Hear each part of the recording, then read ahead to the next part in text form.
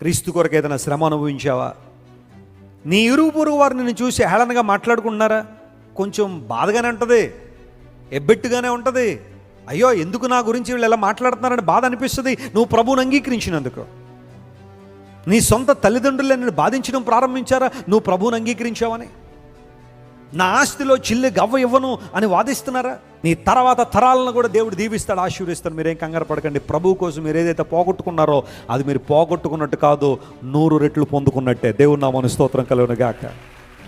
You have a great reward in heaven. పరలోక రాజ్యంలో మీకు ఒక ధనము కూర్చుకోండి. ఆయన పెట్టిన ఒక్క సంతకం పరలోక రాజ్యంలో ఆయనకి చాలా ధనాన్ని సమకూర్చిపెట్టింది.